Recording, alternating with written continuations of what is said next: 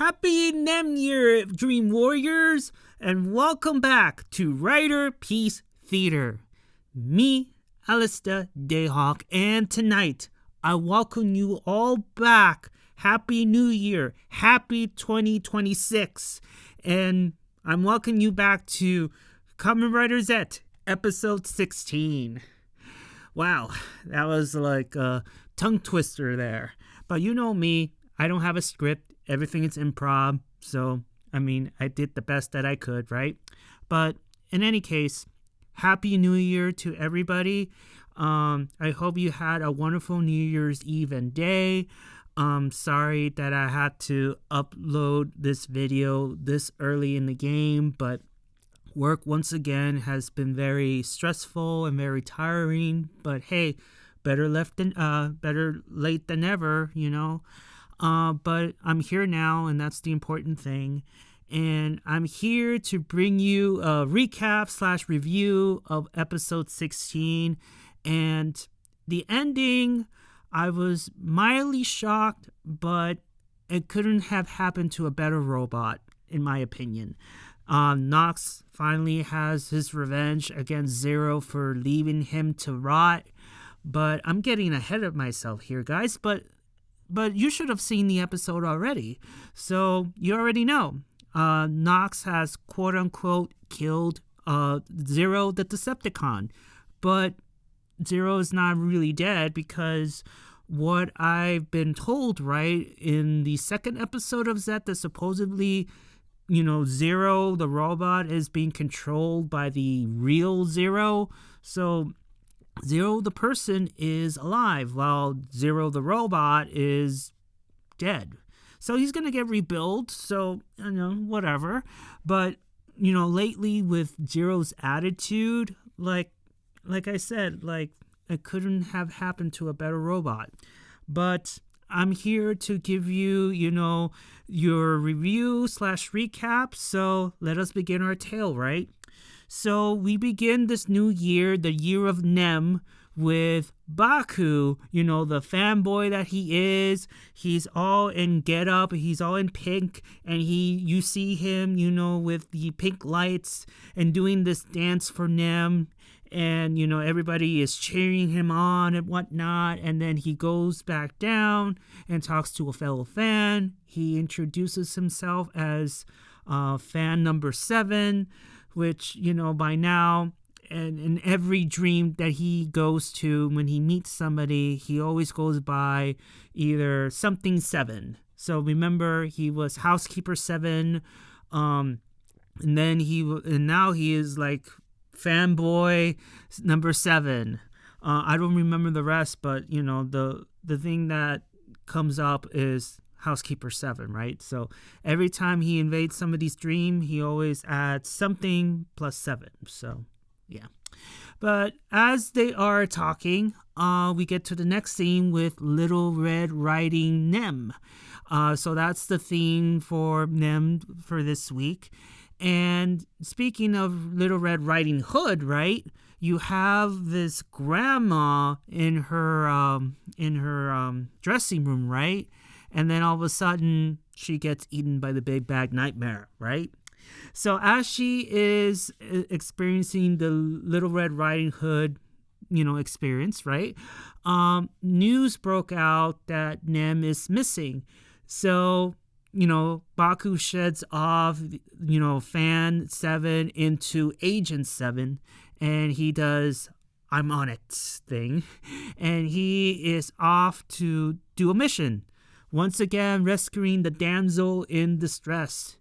Once again, Nem is the damsel in distress, and he couldn't have it any other way, right? So he does his, agent thing, and he's acting all cool, and he runs out the building, and he encounters a nightmare, right? And of course, he, put 2 and 2 together and be like, wait a minute, so Nem gets kidnapped, and you're here. You must be the kidnapper. Where is Nem? Where have you taken her, right?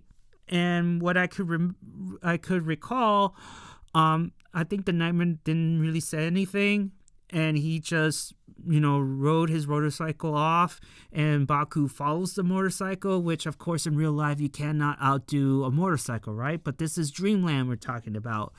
And speaking of Dreamland, before I go there, we quickly go to where Nem is. Nem is all chained up in some red area because, the room that she was staying in, it's all in red, right?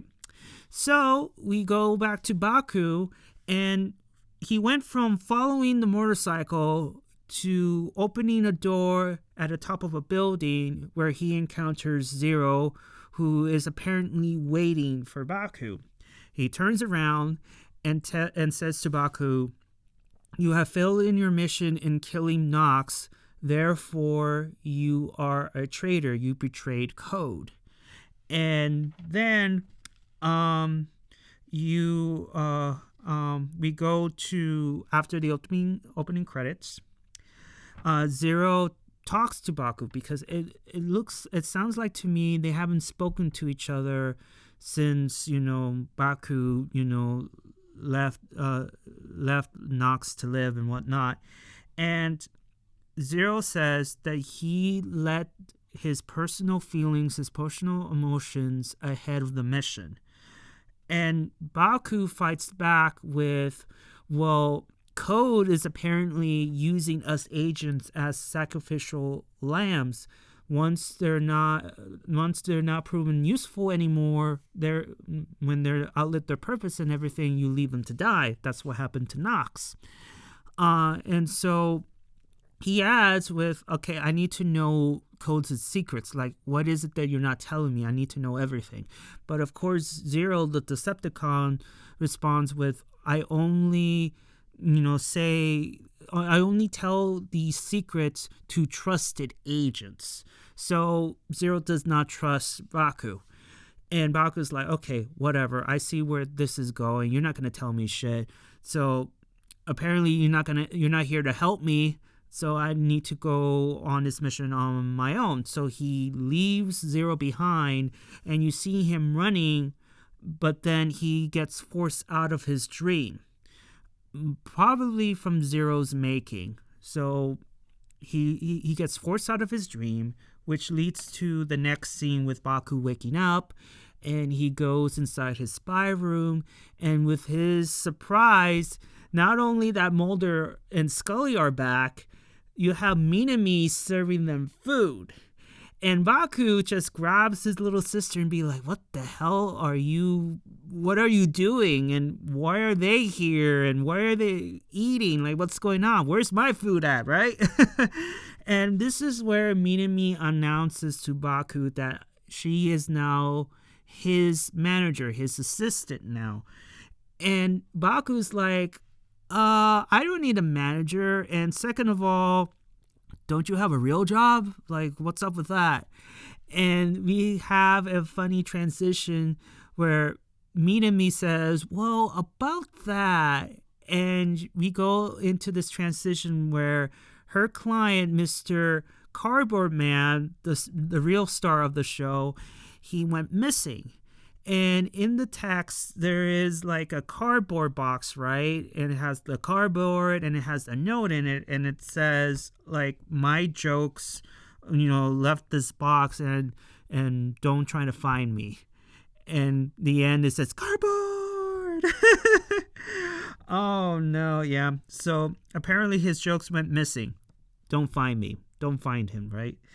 And so apparently Minami's job is on hiatus because Cardboard Man went missing. And then Mulder and Scully, tells Baku about, they found Otaka. So it's pretty much a recap of what happened and just telling Baku, okay, we found Otaka, but he escapes and that's it. And we get to this awkward moment between Mulder and Baku because since they first met each other, they develop a bromance. It's like a brother from another mother type of thing. They develop a bromance. Because if you remember, Mulder has found somebody else who can deal with the black cases and whatnot. So they became fast friends, but lately they've been butting heads, especially when it came to Otaka, and they have a huge fight, and they broke up, and Mulder took his sign away and left the spy room out of the window, and Scully is along with the ride, and she's like, yeah, I know. But in any case, Mulder is trying to apologize, but he cannot do it, which forces Scully to, do a sidekick and be like, hey, come on, just apologize to him already. We need him. And so Mulder says, after getting smacked by Scully, be like, look, I'm sorry for being hard on you, being harsh. I shouldn't have done that, and I apologize to you. And when the ball went to Baku's court, he doesn't know how to respond and whatnot. Knowing that, Otaka is a bad guy and, everything that he has said is true, he's just like, why should I apologize for? But Minami hits him over the head with a tray and be like, look, okay, I'm sorry about the things that I said about Otaka. I apologize for that. And then, they hug each other and the gang is back together. The X-Files are back, the paranormal agents and the agency is back together. And Scully puts back the sign on the light post. So yeah, the bromance is back. And I wonder what bromance will outdo the other. Is it the Hanto and Shoma bromance or the Baku and Mulder bromance? Right now, with Choco Man and, the King of Sweets bromance is really up there. So let's see by the end of the season how the bromance, flourishes. But in any case, they're back together, and now they're giving each other information about what they learn about, missing Nem in the dream, to Scully telling Baku that they have encountered a new black case, and they show him a picture of, a motorcycle driving itself. And Baku's like, hey, that's the motorcycle I saw. It's a nightmare.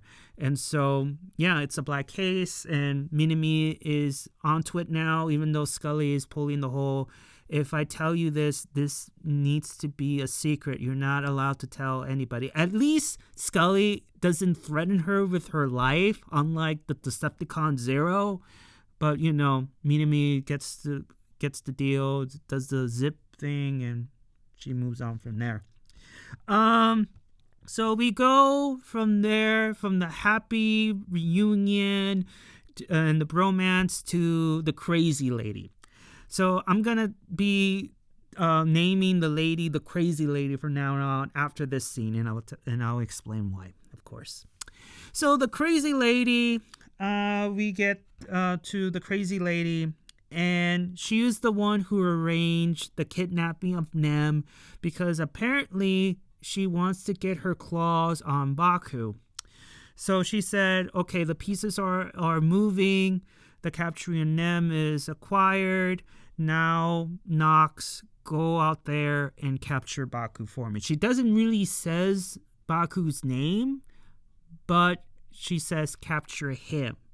So Baku is the only one with the Kamen Rider powers and the dream powers and all, so who else could it be, right? So before Nox can go and do his mission, the crazy lady grabs an empty capsule and a purple butterfly sits on it, and you see the capsule turn into a full-blown purple capsule, and gives him to him. And, capture him, please. And Nox says, yes, my lady. And then he leaves. And then the scene ends with her breaking a potted plant out of nowhere. She just grabs a potted plant. She's all happy. And she just drops it. Hence, the crazy lady is born. The crazy nickname. Okay. So after the rest in peace of the potted plant, we go to Baku and Minami. they go to the hospital where Nem used to be, taken care of before she got kidnapped and all that stuff. And Baku assumes that the dreamer has to be connected to, to Nem somehow. And he says to Minami that either the people from the agency or the workers of the hospital knew about, Nem being there and kidnapped and all that stuff. And then we have a brief moment between siblings, and Minami asks, "Do you like your job?" And this is where Baku kind of hesitates a little bit because, of course, he enjoys his job, but lately, him and Zero are not meshing well right now. Things are rocky, and he responds with, "I used to like my job, but now I'm not so sure. My boss and I are not in good terms right now." Which quickly transitioned to the nurse, the fan that, Baku saw, and Baku's like, "Hey, that's her. That could be the dreamer." So he approached the nurse by asking, "Hey, do you remember me? I'm fan number 7." And, the nurse is caught off guard and surprised to see the guy she talked to in her dreams. So we go from there to the next scene where all three of them are sitting in a bench and hearing her side of the story. And pretty much this whole scene is her feeling guilty because she was there attending Mem, and then all of a sudden her body is gone.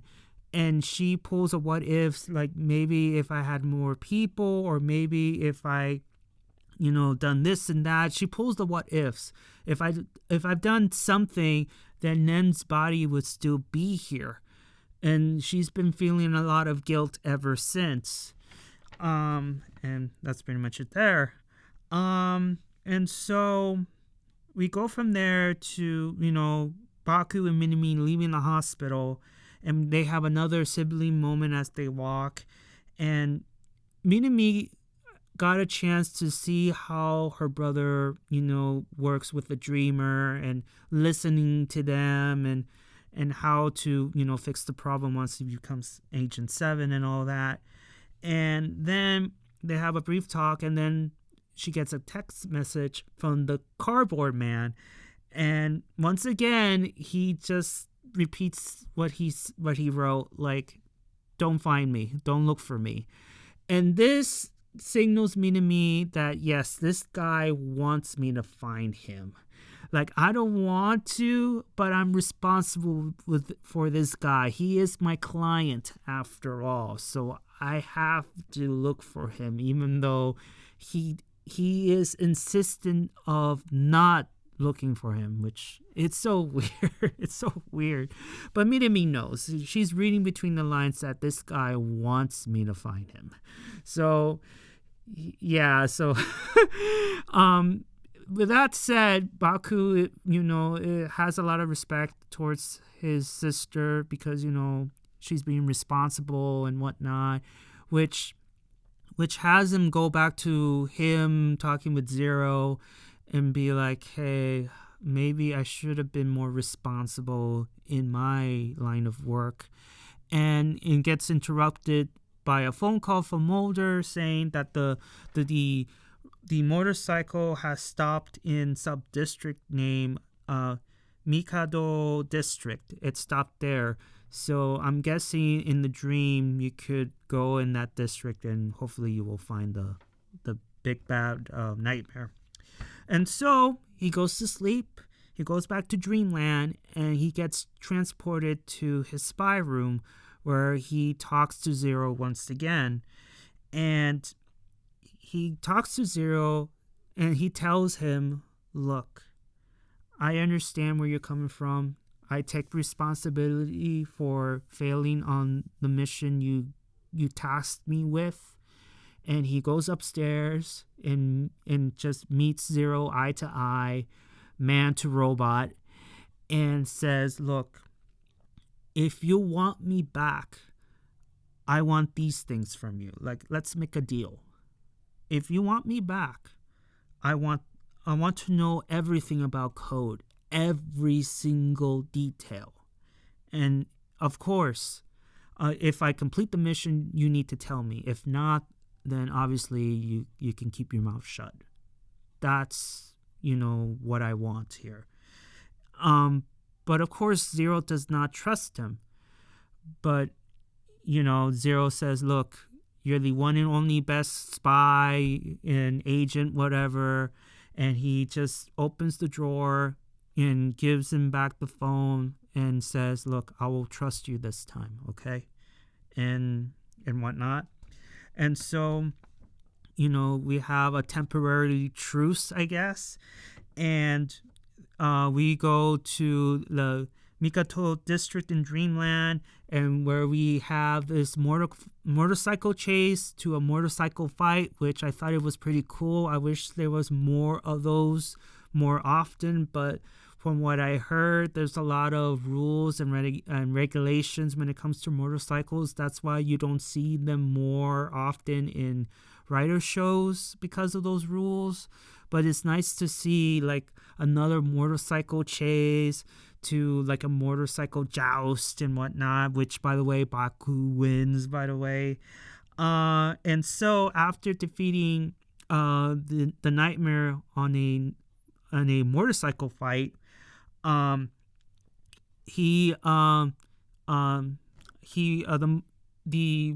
Nightmare runs away, and then Baku corners it and demands to know where the hell Nem is. And the wolf responded, well, she's trapped in my belly. So in order to get to her, you have to get through me and whatnot. So yeah, she is eaten. And she's inside, the wolf's stomach, just like Little Red Riding Hood did. And you see, once again, Nem chained up, but we get to see that she's inside a mine's door. And then we go to the nurse's, the nurse scene where she's asleep, and she's like, Nem, that guilt is eating her alive, it seems, or in her sleep. And so, Zero pops out of nowhere, and then Nox comes in as Nox Knight, and this is where, the two meet, and this is where the Wolf Nightmare decides to jump ship using Nox's arrival as a distraction. But of course, Baku doesn't follow it yet because, Nox is there, and, be like, yeah, I as much as I want to fight the Nightmare, Nox is here, so I don't know what he's going to do, so I should be here and, fight Nox alongside Zero. But Zero says, go chase after the Nightmare, I'll deal with Nox. And Baku's like, no, like, I need to stay here. But Zero responds with, you have a mission to complete. You need to do it. And so Baku says, I'm on it. He runs away, chasing after the Nightmare, while we have, this epic encounter between Zero the Decepticon and Nox Knight. And we had an epic fight of epic proportions, in my opinion. And it did tell a story, because you can tell how much Nox really hates Zero for what he did to him and what Code did to him. Because Zero and Code to him are one and the same, and he wants revenge. And the first round, we saw Zero really kicking ass, and he ends up stripping of his driver, and he responds with, with this in hand, the driver, and, you're fired. You're a traitor. You're fired. I'm taking this driver with me. And he ends it with code number 4. But Nox, out of anger, says, do not treat people like their numbers. It's almost as if he was telling Zero, I'm not a number, I'm a free man. So Yuya wrote this and be like, hey, let's do a little bit of a reference from The Prisoner. So he must have seen The Prisoner, or else, we didn't get that reference. So Nox says, I'm not a number, I'm a free man. And he reveals his new driver, which surprises Zero, be like, where in the hell did you get your hands on that? I mean, Code doesn't have a driver like that. And we get the debut of Kamen Rider Nox. And this is where the tables have turned. And he overpowers Zero. You could see the viciousness from his attacks. And Zero tried to, fight back, but he couldn't. And by the end of this scene and this episode, you see him brutally kicking Zero's ass and just goes deep into his chest and rips out his core and just dumps him like a piece of garbage and you see all these sparks coming out from his body, and you see a bunch of explosions, and yeah, Nox got his revenge. Zero, the robot, is dead, and that's the end of the episode. When that happened, guys, I was not shocked at all, really. I was mildly shocked, but at the end of the day, like I keep saying to you guys, in Kamen Rider, characters don't stay dead for too long. But in this case, Zero is a robot, so he can easily get rebuilt or get a new robot body. Remember, Zero, the human, is alive. He's just controlling the robot as some kind of anchor, because I don't know why he cannot reveal himself. But maybe, just maybe, I believe, like I said to you before, could it be that Zero is a double agent? That he knows how corrupt he knows how Code is corrupt, but he cannot do anything except, try to be a double agent and whatnot. But yeah, the robot is destroyed. Zero is alive. But, in any case, Nox has his revenge towards Zero. And yeah, I find the scenes, both the motorcycle chase to the fight between Nox and Zero, I thought it was excellent. So kudos to the suit actors. And yeah, Minami is now officially part of the X-Files group now. And in the romance between Baku and Mulder are back together. Nem is, got eaten by the big bad wolf. The crazy lady destroyed a potted plant, and the plan is revealed that the crazy lady wants Baku for whatever reason. And what else? I think that's it, guys. I mean, that's pretty much sums it up. I mean, the episode was good for, being the first episode of the new year. I wish it was, the episode that ended last year, because it ended in a cliffhanger, in my opinion.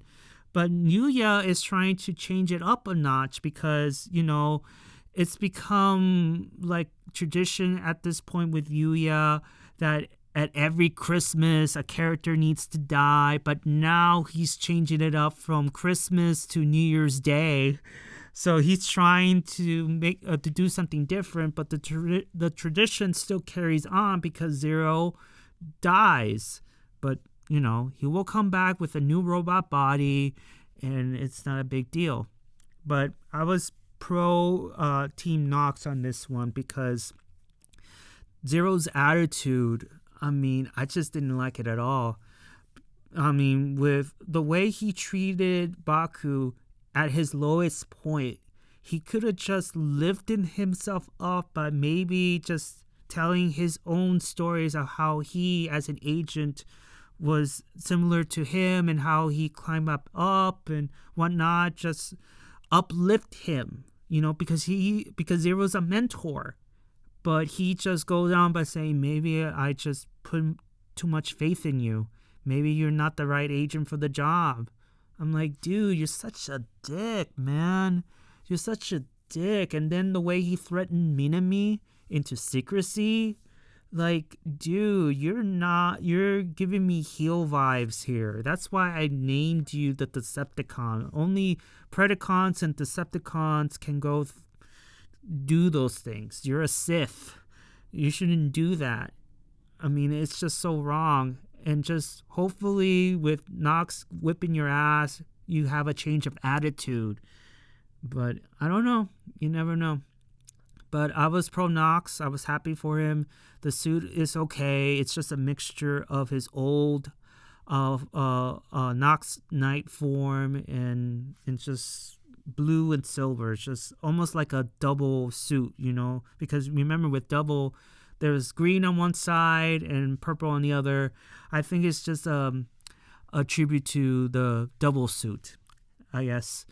And also, we have not seen what happened to the Nox Knight driver. Like, we never saw it destroyed or anything like that. I assume it's on the floor somewhere. But the issue that I have with Kamen Rider is that we never know what happened to the old driver, because at least with Power Rangers, we see what happened to the old powers. We see them get destroyed. We see them get transferred to somebody else. We know what happened to the powers. But in Kamen Rider's case, we never know what happened to the old drivers. We never get to see it destroyed, or a mention of the old driver. So, okay, where is the old driver at? Did you destroy it? Did you lock it up somewhere? We never get a mention about the old drivers, which kind of frustrates the hell out of me. But yeah, it is what it is, I guess. But in any case, I'm starting to ramble. Give me your thoughts and opinions about episode 16. Did you like it? Did you dislike it? Give me your thoughts and opinions about Kamen Rider Knight's debut, the suit, and also Zero's demise, air quotes. I think it was an awesome cliffhanger, and I did enjoy seeing Zero's ass getting whooped. So yeah, you already know. You already know my feelings about it. But in any case, Happy New Year to everybody listening. I hope you had a great new year, and I hope that 2016 will give you a lot of happiness, good fortune, and all the good crap. So, yeah, so give a like if you like it, and please subscribe, and I'll see you all on the other side of Oblivion. Johnny! Happy Min Day! Happy Nem Year! Johnny!